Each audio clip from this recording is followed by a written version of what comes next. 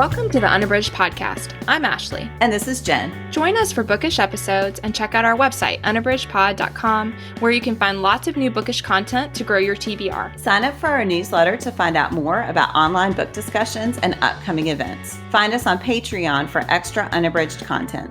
Join us on Instagram and Facebook at unabridgedpod and message us there or see our website to get plugged into the Unabridged community.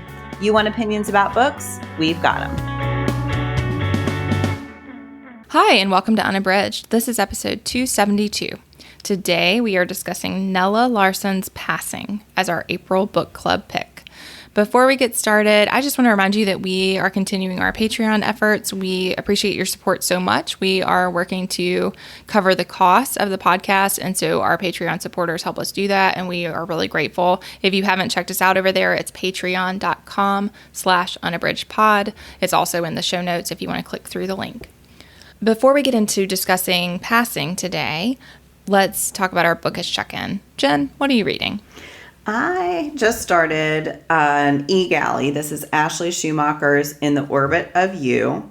And Schumacher is a YA author who I have thoroughly enjoyed in the past. She writes often very sad YA. So I feel like if what I'm about to say is tempting to you at all, just know that I'm prepared to ugly cry at some point during reading this book.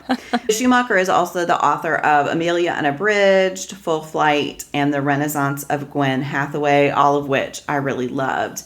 This one focuses on Nova Evans and Sam Jordan. And when they were kids, they were neighbors and just had this amazing friendship. So Sam was the victim of abuse, and Nova was really a safe space for him, and she knew what was going on, but of course as a kid, I think she was like 8 or 9, didn't have the capacity to make a difference in his life. So instead she just listened and cared for him and tried to make him happy when she saw him. At some point, and she's never sure exactly what happens, but something happens and he's taken out of the home and goes to live with his uncle. And as they're saying goodbye, he promises that when they're older, he will find her again. And she says, when? And he says, maybe when we're 18, which, of course, to kids that age seems very far off. Flash forward, and Nova is 17. Sam is 18.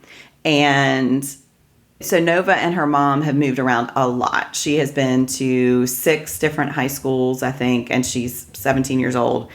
And she's just gotten used to being the new girl. And she has made a habit of figuring out the vibe of a school very quickly and going along with whatever the best vibe is that she can fit in. When she enters this new school, she knows that she and her mom are only going to be there for about 2 months. And she decides that instead of taking on the vibe that she finds there, she wants to figure out who she is, because she feels like she has become so good at being a chameleon that she doesn't actually know who she is beneath all of that. So she goes in, she's not really trying to make an impression. Lunch, as always, is fraught. She sits down at lunch, and who should sit down next to her but Sam? And she recognizes him almost immediately, but is pretty sure that he doesn't recognize her. He does turn to her at one point, and she thinks he's going to say something to her, and he asks her to move down so his girlfriend can sit beside him. And so she's like, well, this is not happening the way I thought it might. But later he does recognize her, and it turns out that they are backdoor neighbors again. Sam has lived with his aunt and uncle ever since he left Nova. They are wonderful people to him.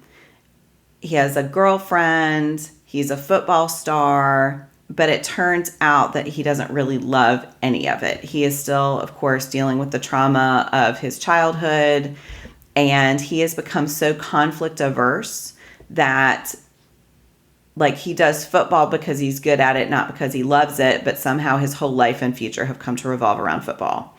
His girlfriend is really sweet.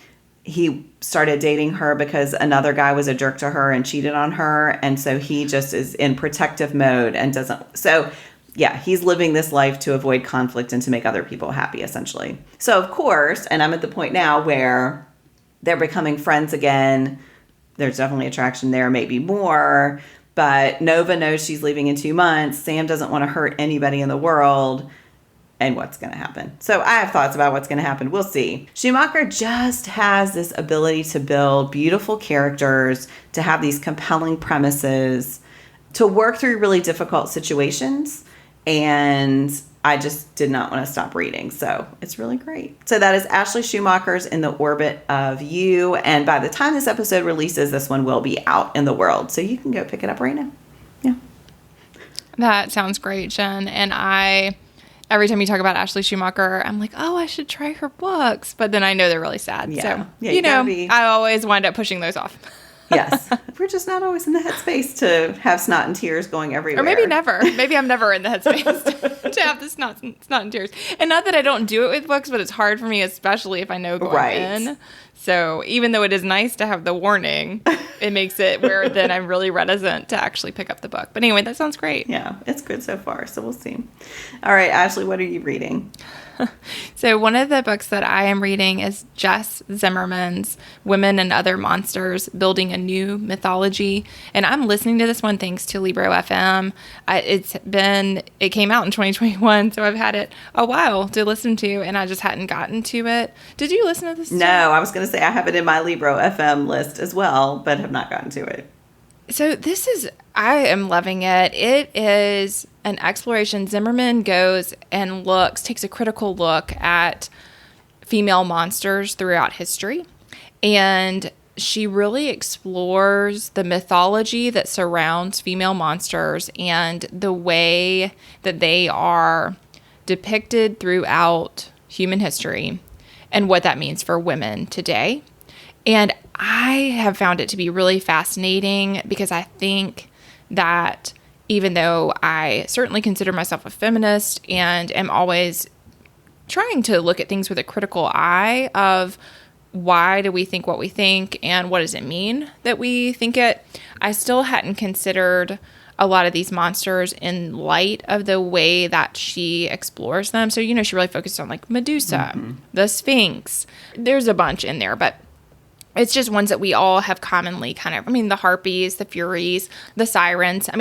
So just kind of this idea of like, what does it mean to really explore the depiction of these mythological creatures, both their limitations, but also their strengths. Mm-hmm. And so a lot of what she's looking at is the ways that they are cast as being unfeminine or otherwise horrific. In the way that monsters are depicted as grotesque, horrific.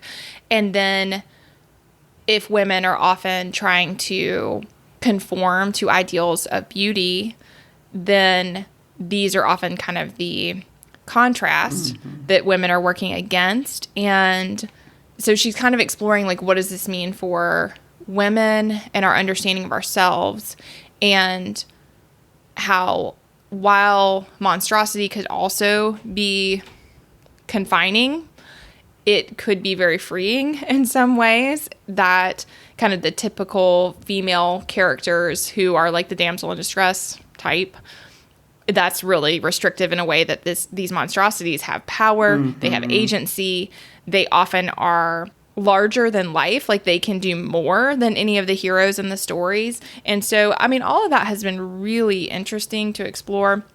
So I'm really enjoying it. The audio has been great because I think it's something that it moves really well in audio. I'm not sure that I would be getting through it nearly as quickly if I were reading the print.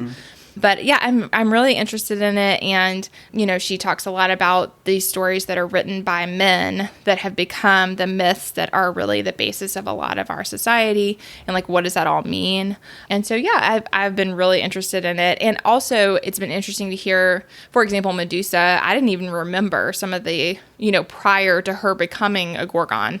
I didn't remember, she was desired for her beauty. And like, it was because of all the toying of the gods that she wound up in this situation, so it also is like this idea of even the monsters have become monsters because of things that often had to do with their beauty or their, whatever, their really appealing qualities that somebody was so jealous of that, fill in the blank, but whichever god or goddess like imposes this horrific punishment on them, or they take advantage of them, and then it results in these things. So I think all of that's just really interesting to explore in light of our modern world, and just thinking about what do those cultural touch points mean for how we define ourselves, and what could they mean if we kind of looked at them in a different way. So again, that is Jess Zimmerman's Women and Other Monsters, Building a New Mythology. And I'm really enjoying it. Mm-hmm. So I made a mistake because as you were talking, I was like, this sounds really familiar. And I looked and I did read it. And I rated it 5 stars. So usually I'm great at like having that instant recall. But yes, I did read that and loved it. I also listened thanks to Libro FM and did love the audiobook. So yeah, I think it's a really inviting it's inviting to hear, but like I said, I do think I'm doing really well with the audio, and maybe it'd be great on print too. I don't know, but it does seem like the kind that, I mean, I just generally don't do as well with nonfiction that's not narrative nonfiction if I'm reading the print, whereas this is great. The audio is super engaging. So yes, I do recommend it. Well, there you go. So today we're going to be discussing Nella Larsen's Passing, and this was written in 1929, and if you are not familiar, of course, this is a classic, and if you're looking for a pre-1950 classic to read for the 2024 Unabridged Reading Challenge, this is, of course, a great pick, and it's one of the reasons we are visiting it today, but it also is that I had read this a long time ago and thought it was phenomenal, but had not revisited it in a long time. And Jen, this is your first? Yes, my first time. Awesome. So we were excited to visit it for that reason too. Before we get into our discussion, I'm going to share the publisher's synopsis. Irene Redfield is a Black woman living in an affluent, comfortable life with her husband and children in a thriving neighborhood of Harlem in the 1920s. When she reconnects with her childhood friend Claire Kendry, who is similarly light-skinned, Irene discovers that Claire has been passing for a white woman after severing ties to her past, even hiding the truth from her racist husband. Claire finds herself drawn to Irene's sense of ease and security with her Black identity and longs for the community and, increasingly, the woman she lost. Irene is both riveted and repulsed by Claire and her dangerous secret, as Claire begins to insert herself and her deception into every part of Irene's stable existence. First published in 1929, Larsen's brilliant examination of the various ways in which we all seek to pass is as timely as ever. Let's talk first about overall impressions. Jen, what was your overall impression? Oh, I was blown away. I loved this so much. And I was pretty sure from the beginning that I would, and it's a very short text. So, I knew it would move fast, but I just think the speed with which Larsen develops these incredibly complex characters and relationships just was captivating. I was completely drawn in to Irene's life and to the ways that she both understands herself and really does not understand herself. And then you see that reflected in Claire. I have a collection of all of Larsen's work, and it made me very eager to read her others because I just think it makes sense why people are still reading it. It is perfection. There's such a tight arc, and yet there's such a journey within it, in the mind of Irene in particular, and in the way she understands her world and her life, and like I said, and who she is. I really loved it. What about you, Ashley? Yes, I loved this when I read it, but it's been 20 years since I first visited it, and I think I was reading it as a very young adult at that time, and to look at it now, I have reconnected with people who I knew a long time ago, and it is interesting to see the ways that people sometimes are exactly the same and sometimes are completely different. And I think here we also see an exploration of how far people are willing to go to choose what they feel is a better life and what they're willing to risk. And I think we see both the benefits that Claire thinks that she's getting from deciding to pass as white, but we also, of course, see the cost. And then we also are seeing all of Irene's consideration and the ways she both does and doesn't understand herself, as you were saying, Jen, about her part of the story. And I mean, absolutely, I think that it's phenomenal that it moves the way that it does. I mean, it's such a short text and it is so complex. And there's so much that we can infer from each scene that happens, and I think that's really amazing that Larsen has a real gift with that. So yeah, I mean, I think it's a fantastic book and really gets at the heart of some very interesting social issues. It felt so relevant. And it's been around for over 100 years. No, just almost at 100 years. Sorry, math here. But yeah, sorry. It really, so many of the questions that Larsen is inserting into the text are incredibly relevant right now and have never really stopped being relevant despite progress that has been made. It's amazing. I just think authors like that who can so clearly get at the heart of human questions, it's so impressive. Yeah. Yeah. Yeah, absolutely. So what was something specific that worked for you, Jen? This is going to seem like cheating. So this is not the quotation I'm going to share later, but there was a quote where Claire says, of course, that's what everybody wants, just a little more money, even the people who have it. And I must say, I don't blame them. Money's awfully nice to have. In fact, all things considered, I think, Reen, that it's even worth the price.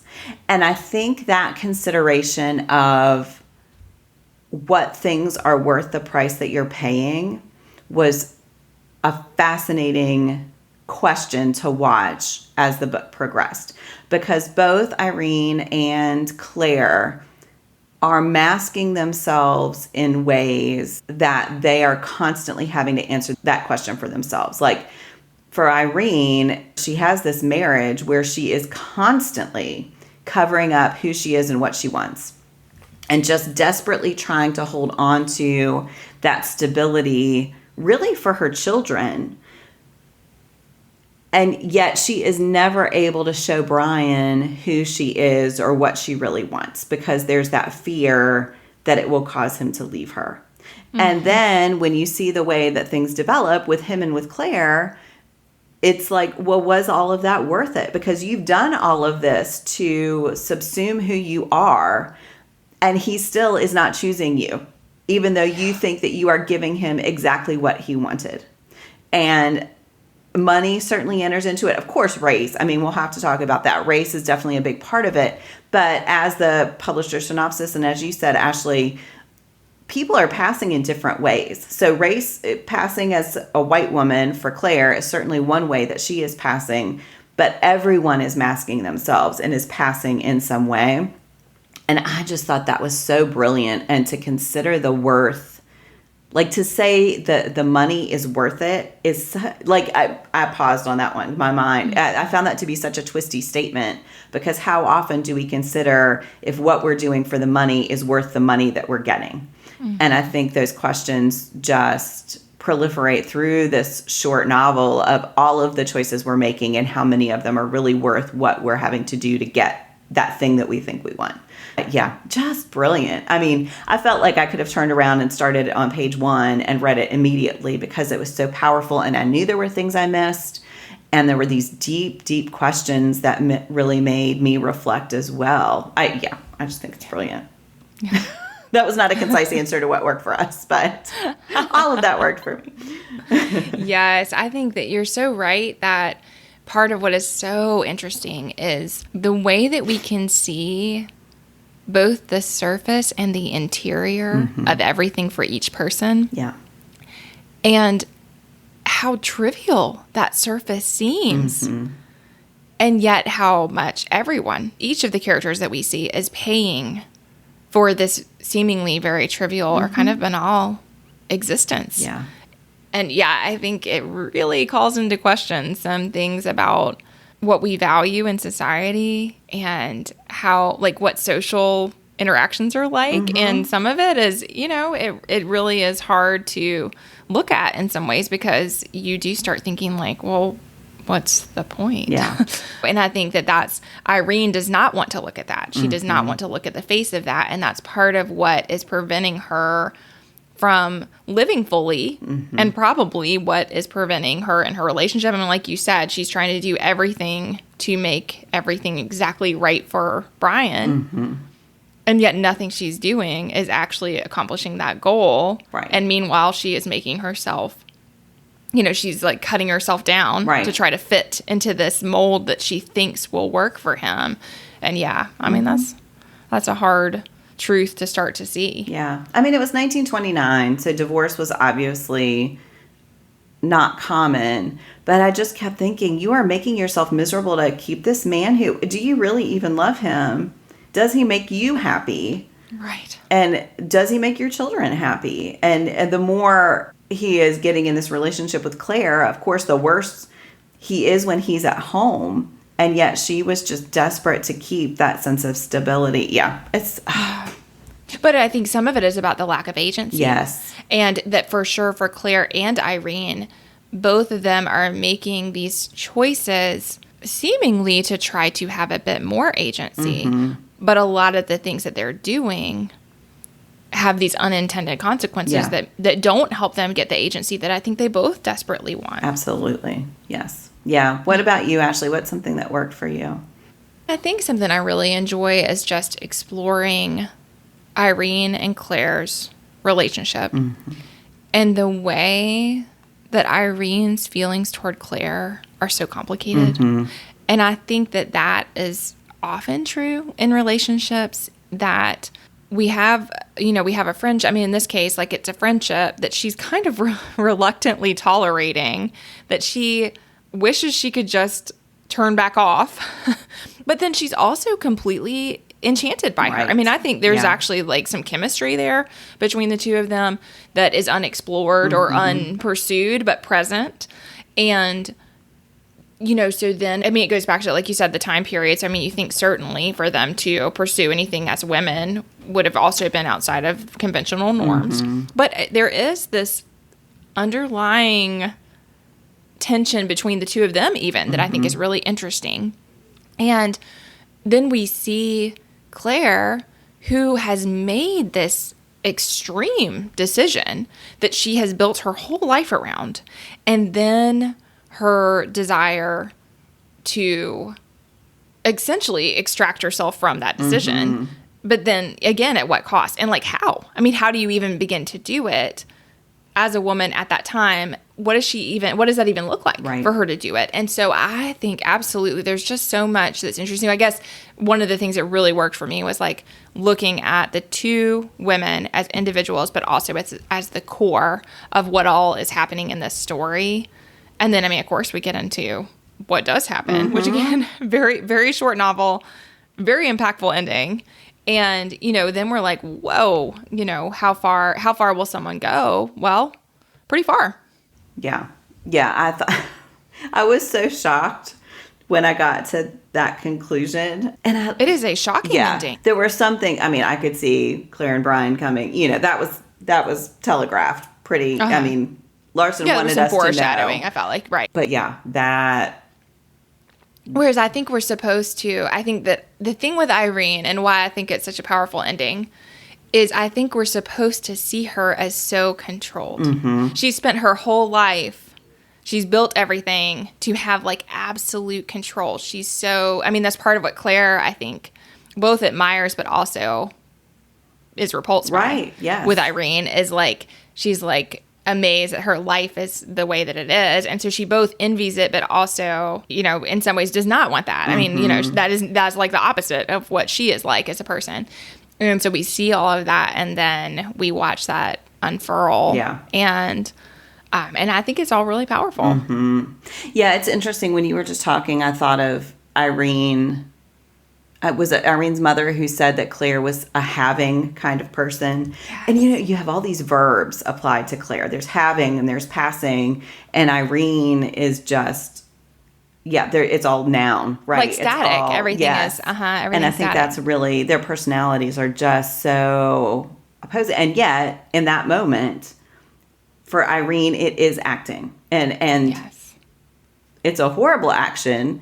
And she's certainly in some sort of denial about it with herself. But yeah, I did not see that coming at all. Yeah. I gasped when I read that. Yeah, it was really impactful. Yes. Yeah, I thought so too. Well, let's talk about a quote. Jen, what did you choose? I think there are many, many, many to choose from this book, but what did you pick? Yeah, for such a short book, I used a lot of book darts. This is Claire talking to Irene. And she says, she's basically talking about that Irene can't realize everything this decision had cost Claire. And then Claire says, how could you know? How could you? You're free, you're happy, and safe. And I thought each of those words has to be interrogated in this book so rigorously. Just, what does it mean to be free? What does it mean to be happy? What does it mean to be safe? So Claire made this decision to pass, thinking that being a white woman would make her more free. And yet it put up more walls around her, that it would make her more happy. And yet she's clearly not happy with her horrible husband. She's not safe. And Irene, in contrast, seems like she has those things, but of course she doesn't have them either, because again, she is living with all of these walls, with all of these expectations, with all of this desperation to keep Brian there and happy. And I just thought each of those words is present. Like, these are things these characters are striving for. And who has them? Does anybody in this book have freedom or happiness or safety? Maybe some of the men, maybe certainly not these women whose inner lives we see so deeply. So I just thought that was such a great focus statement for things that seem simple when we throw out around those words, and of course are anything but. Mm-hmm. Yes, absolutely. I mean, again, that idea of like we neither understand ourselves nor each other. Yeah. What about you, Ashley? What's a quote you want to discuss? I chose one that is from Irene's perspective, and she's thinking about Claire and Brian. And the quote says, "But she did not look the future in the face. She wanted to feel nothing, to think nothing, simply to believe that it was all silly invention on her part. Yet she could not quite." And I think part of what I like so much about that particular quote is just that what we see with Irene over and over again is her desire to make everything simple and easy and stable. And yet how that is not life. And that certainly is not her life in the larger social context. And yet she's trying to minimize, downplay, avoid any deeper thoughts that are going to force her to confront any of these ugly truths. Mm-hmm. And again, I mean, I think we see all that, like you said, Jen, about even at the end, it's like this denial of her own action and what it cost Claire. Mm-hmm. And, you know, her inability to like process that. Even going back to apparently I have some things to work on here. I mean, going back to the ending though, it's also like no one thought Irene might have murdered Claire. Right. I mean, there's like nobody sees Irene in any real light. And so it's just this idea that like, of course, nobody's going to even consider that she could actually do something like that because no one sees her as a person who does things. I mean, it goes back to what you were saying, Jen, about there's all these verbs applied to Claire, but there's no verbs applied to Irene. I mean, she is just this static presence. And yet, you know, again, here we see that in that quote, we see like the inner turmoil that she's trying so hard to ignore so that she can continue to maintain this semblance of a life, you know, of a meaningful life or a happy life. I mean, again, I think it has to do with like she's trying to say she cares about it for the children. She cares about it for their family stability. But, you know, we wonder whether any of that is true. Yeah. So. We haven't even gotten into socioeconomics. I mean, and the whole fact that this is, just Irene and Brian have a servant who is Black. Right. And, this striving to be part of the upper echelon of that community. Yeah, it's, I feel like we could go on and on and on. Well, and I think that's part of what Claire starts to envy is that I think, I mean, we don't see the time that she chooses to pass for white. Like, we don't really see exactly what led to that, but certainly what seems to be happening is that she's like, oh, I could have been my full self and also had all these things. Right. And that's why suddenly, you know, Brian is so desirable to her, is she has this desire to connect. And there's so much commentary in the book about, I mean, Irene is like, there's so many great quotes about race and both her, like how she's tied to it, but also wants to be a person that is separate from a whole, she doesn't want to speak for like the whole race. And somehow Claire is like using her as this like doorway into a whole, you know, the entire Black race. That there's just so much in here about like colorism and about, I mean, a society that is entirely built upon white supremacy. And then like what that means in each individual relationship that we see played out here. Right. We could really dig into like what are the ramifications of that for each of these couples that we see in the book. Yeah. I mean, there was a quote, Claire Kendry cared nothing for the race. She only belonged to it. And that's another one that I just had to stop and process what that meant. But she does care, right? She wants to get back there. And just Jack and Brian are their own complex characters, right? And I think, you know, when Irene concludes that she doesn't have to tell Jack that Claire is passing. All she has to do is let him know that she's hanging out with Black people. And that is enough for him to yank her out of that society. And Irene's life supposedly can go back to normal. I mean, that is so damning in and of itself that it doesn't even have to go to the full truth. Oh my gosh. And when he comes in and calls her that nickname, that's another place I gasped. I just thought, and then Claire, of course, has worked through her feelings about that and has just made it part of their shtick. But, it's horrifying. Yes, right. Well, and again, I mean, it's both, I mean, he's such a wretched person. Yes. And yet the nickname is for fun because, again, he can't fathom the truth, which is like so ridiculous, but consistent with what a wretched person he is, that like he thinks he knows everything about the world and who's on the top of it. And it would never occur to him that this other thing could be true. That of course could be true, you know, and his inability to even begin to see that. I mean, there's so much in the book with a lot of the characters about like what they can't even begin to see. Yeah. I mean, when they have that conversation about how much work you have to do to pass, and Claire's like, you don't have to do that much, because it's not like they are interrogating each other's references. It's just assumed that if you're there, you're white. And and she has the additional coverage of being biracial, and so she has these white aunts who are able to build into that story. But yeah, just assume that if you're there, you should be there, and if you're not there, then you're potentially a danger. But that everybody unless you know otherwise, everyone you're dealing with is white. Oh, absolutely. Again, like so many entrenched assumptions happening. Yeah. It was, well, and I loved, sorry, I promise I'll stop saying things I love. But I love that conversation of the way that Irene says it would be harder for a white person to pass as Black than the other way around. And I thought that whole conversation was just, all of these conversations, they don't seem like, hey, we need to deliver some information now, so Nella Larsen's just going to info dump. But there is so much commentary in every single one of those conversations about just how the standards of society are set and just what people know about each other and think they know about each other. Yes. Sorry, I'll just keep going. Because it's just so absolutely, because brilliant. that moment where Jack sees them on the street and like, I mean, it's just a passing moment. But that's all it took for that light bulb. Because again, everything is just below the surface. And all these assumptions are being made, you know, kind of in the lowest part of our brain. Yeah. At the second you see someone. And so, like, all it took was him seeing her with a darker skinned woman.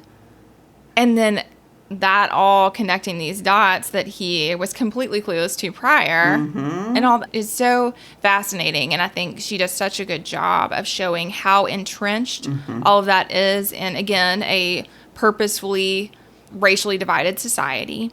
And that all of those constructs are both arbitrary and fragile. Yes. And just how easy it is to manipulate them, but also the cost of that. And how white-centered. So Black people have had to study white people in order to get through life, and white people have not had to study Black people. You just see how systemic it all is and how that awareness is built into making it through the world for Black people in a way that white people just do not have to deal with. Yes. Yes, absolutely. And like you said in the beginning, I think what's so powerful is that, and I mean sad, is how it's both because she wrote something that in some ways is timeless, but it's also that we continue to have profound, deeply entrenched problems in American society. And so even though it was almost 100 years ago that she wrote this, we're still seeing a lot of those same lines being drawn, circles being created, and we see the cost on individuals of what that means. Yeah, absolutely. Well, I feel like we could dig into this for a long time. And as things come to us, we may have to insert a few more comments. But let's go ahead and talk about our pairings. Jen, when I went into the doc, I was like, oh, dang it, because I wanted to do that one too. But I actually really like mine, so I'm happy with what I landed on. But anyway, please share about your pairing, which I think is an excellent choice. Yeah, this is the first book that popped into my head for somewhat obvious reasons, but I chose Britt Bennett's The Vanishing Half. If you have not read Britt Bennett, she is amazing. She's published 2 books, and I cannot wait for the third because both of them are amazing in very different ways. They're quite different. So the first one was The Mothers. The Vanishing Half focuses on twins who grow up in a town, Mallard, Louisiana, whose citizens are color struck. And it was founded by a man in the mid-1800s with the goal of creating a town where people can deliberately become more white. And so they basically are breeding themselves to become whiter.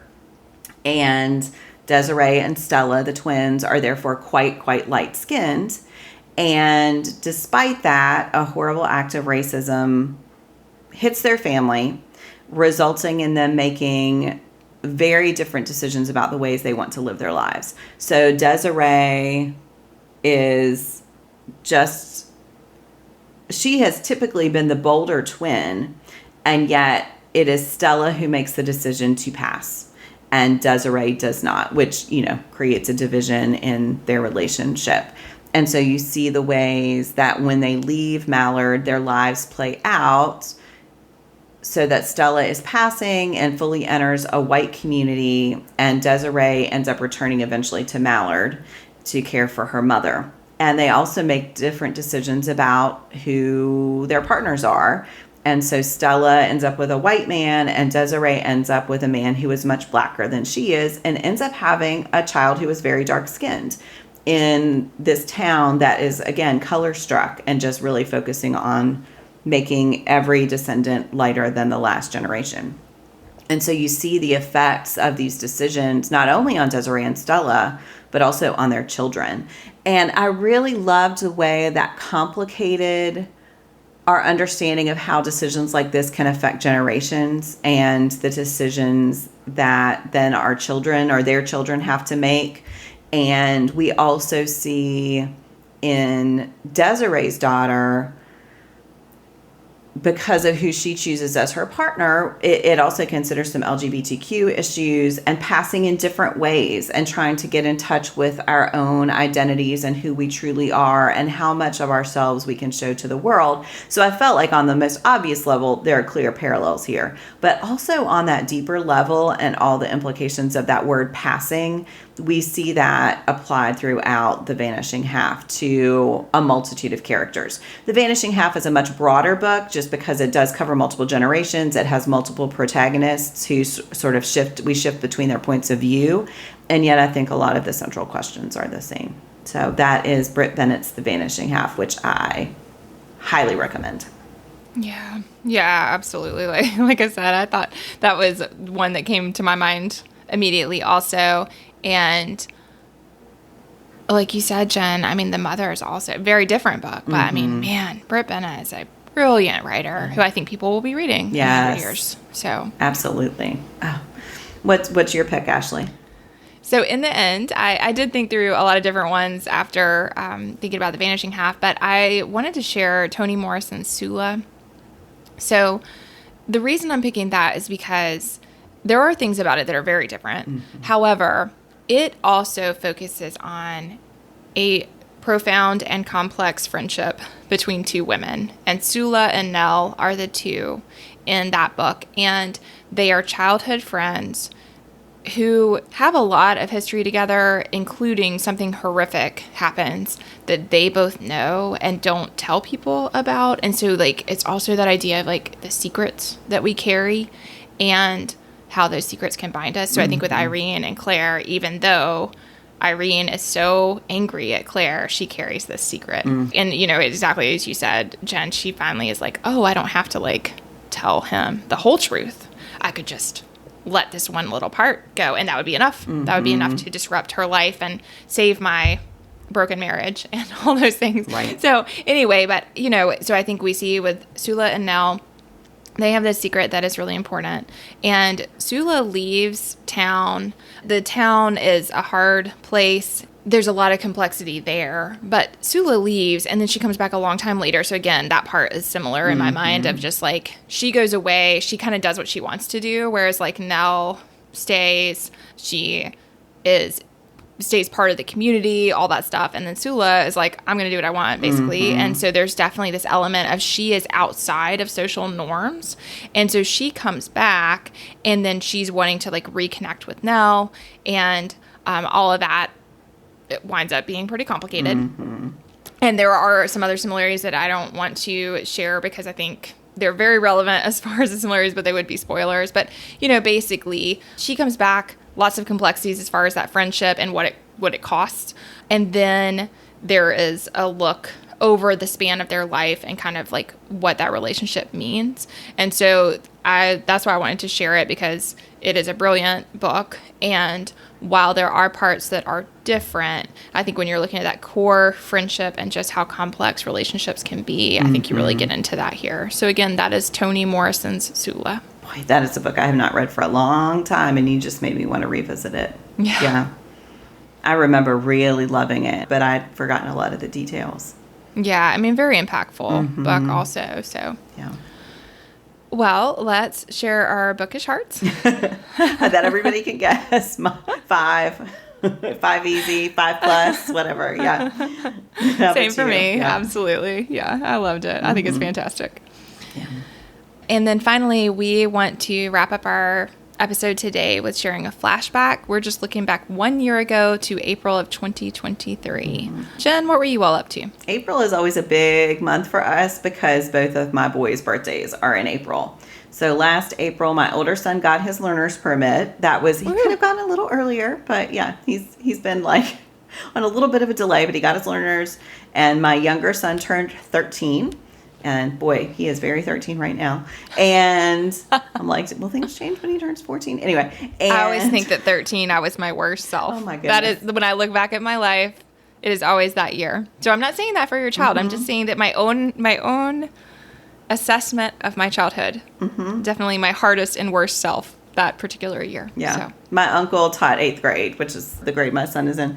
And he said kids maybe should just be put somewhere else after 7th grade and let back out when they're freshmen, because he felt like it is its own. I mean, it's a quirky year. A lot of transitions happening. Anyway, and, you know, we had Easter. So when I went back in my Google Photos, there were lots of celebration with family. We always get together for that. My kids still do Easter egg hunts because their grandparents insist, and they are kind enough to go along. I'm not sure how much they're digging the Easter egg hunts anymore, but they do it happily. And yeah, well, it's a fun month. How about you? What do you want to remember about April 2023?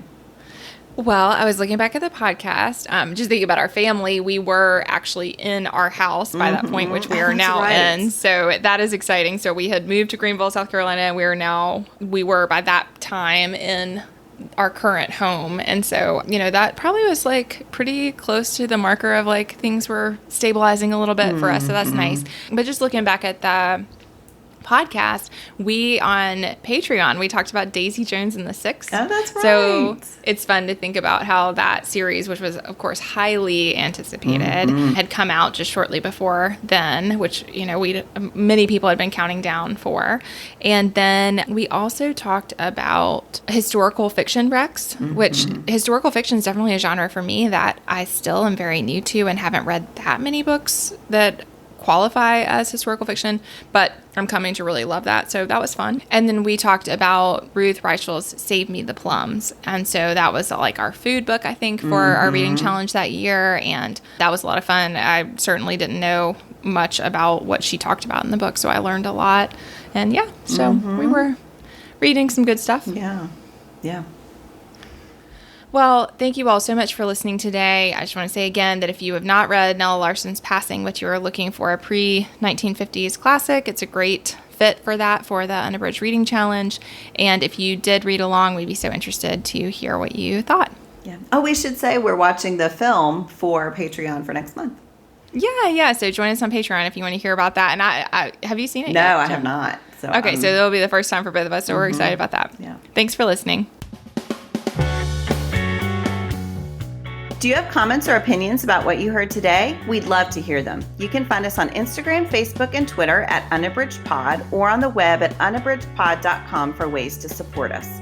To get more involved, you can sign up for our newsletter, join a buddy read, or become an ambassador. Thanks for listening to Unabridged.